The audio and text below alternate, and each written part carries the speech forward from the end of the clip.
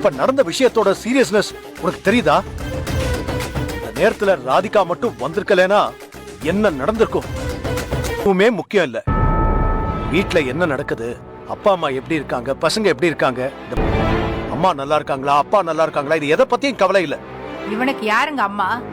இவங்க அம்மா நல்லா இருக்காங்களான்னு பாக்கியம் ஏன் கவனிக்கணும்? நேரமோ அவங்க பொண்ணு எங்க போறாங்க வராங்கன்னு கழுகு மாதிரி பாத்துட்டு இருப்பாங்க. ஆனா நீ என்ன பண்ணிட்டு இருக்க?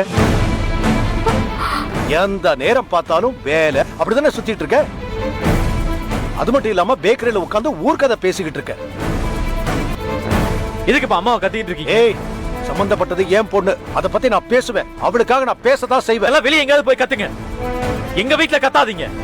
ஏய், வந்துட்டான் பெருசா பேசுறதுக்கு. இப்ப இல்லாத அம்மா ஆச்சே. சரி, நான் பொறுப்பில்லாத அம்மாவாவே இருக்கேன். நீங்க பொறுப்பான அப்பாவா என்ன பண்ணீங்க? கேளுமா, நல்ல நாக்க புடுங்குற மாதிரி. பொண்ணு எங்க போறா எங்க வரான்னு பாக்குற பொறுப்பு அம்மாவுக்கு இருக்கிற மாதிரி அப்பாவுக்கும் இருக்குல்ல. அத நீங்க பண்ண வேண்டியதானே? அது சரி, உடனே எல்லாத்தையும் என் பக்கம் திருப்புறியா? பழிய என் மேல போடுறியா? இங்க இவள நீதானே பாத்துக்கிற, உன் பொறுப்புல தானே இருக்கா, நீதானே கவனிக்கணும். அது எனக்கு பசங்க இருக்காங்க, வீட்ல பெரியவங்க இருக்காங்க, எல்லாரையும் நான் பாத்துக்கணும். கட்டணும், காலேஜ் ஃபீஸ் கட்டணும், மருந்து வாங்கணும், மளிகை சாமான் வாங்கணும், எல்லாத்துக்கும் மேல சாப்பிடணும். வேணும்ல பணம். எனக்கு யாரும் பணம் எடுத்துட்டு வந்து கொட்டல. காலையில பணம் வரும். இப்ப என்ன, இனியா ஒரு பிரச்சனையில மாட்டிக்கிட்டா அதுல இருந்து மீண்டு வந்துட்டால. காம இருக்கிறதுக்கு என்ன பண்ணணும்னு அத நாங்க வீட்ல பேசிக்கிறோம். எங்க குடும்பத்துக்குள்ளேயே பேசி முடிச்சுக்கிறோம். நீங்க ஏன் இங்க வந்து நாட்டமா பண்ணிட்டு இருக்கீங்க? எங்க குடும்ப விஷயத்துல நீங்க ஏன் தலையிடுறீங்க? உங்க வேலை என்னமோ அத மட்டும் நீங்க பாருங்க. உங்களுக்கு என்னங்க கவலை? நீ பொண்ணு நல்லா படிக்கிறா, நல்ல மார்க்ஸ் எடுக்கிறா, எல்லாரும் பாராட்டுறாங்கன்னா உடனே குடுகுடுன்னு ஓடி போய் முன்னாடி நிக்கிறீங்க, சொல்றீங்க, பெருமைப்படுறீங்க. இப்போ தப்பா ஒரு விஷயம் நடந்ததும் நான் தான் எல்லாத்துக்கும் காரணம்னு பழைய தூக்கி ஏன் மேல போடுவீங்களா? பெருமைப்படுறதுக்கு நீங்க, கஷ்டப்படுறதுக்கும் குற்ற உணர்ச்சிக்கும் நானா?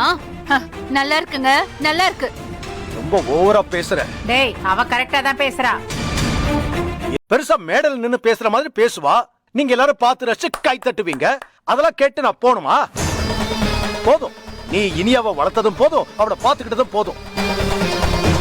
இது எத்தனாவது தடவையா நீ சாரி கேக்குற உன் லைஃப்ல?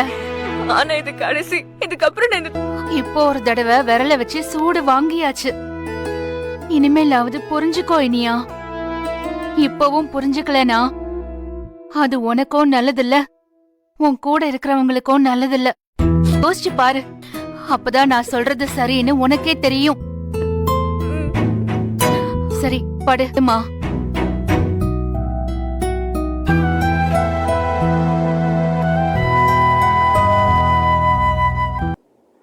ஹலோ வீவர்ஸ், இன்றைக்கி பார்த்தீங்கன்னா கோபி பாக்யா வீட்டுக்கு போய் பிரச்சனை பண்ணுறாரு. என்ன பிரச்சனைனா, உன்னால தான் என் பொண்ணு இந்த பிரச்சனையில் மாட்டிக்கிட்டா, உன் வளர்ப்பு சரியில்லை, நீ மட்டும் பொண்ணை பார்த்துக்கிட்டு வேலைக்கு போகாமல் இருந்திருந்தா இன்றைக்கி என் பொண்ணு நல்லா இருந்திருப்பா, நல்ல பேர் வாங்கியிருப்பா, நீ வேலைன்னு போயிட்டுருக்கனால தான் என் பொண்ணு கெட்ட பேர் வாங்கிட்டான்னு சண்டை கட்டுறாரு.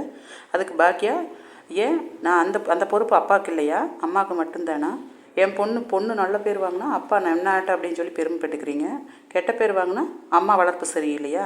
வேலைன்னு போகிறேன்னு பேசுகிறீங்களே, நான் வேலைக்கு போகலைன்னா குடும்பத்தை யார் பாப்பா அப்படின்னு பாக்கியா திருப்பி கேட்குறாங்க. 2 பேர் சண்டையில் நாடகம் செம இன்ட்ரெஸ்ட்டாக போயிட்டுருக்கு. வியூவர்ஸ், இந்த சேனல் பிடிச்சிருந்தா லைக் பண்ணுங்கள், ஷேர் பண்ணுங்கள், சப்ஸ்கிரைப் பண்ணுங்கள். மறக்காமல் அடுத்தது ஏதாவது சீரியல், வேறு சீரியல் வேணும்னா கமெண்ட்ஸ் பண்ணுங்கள். ஓகே, பாய்.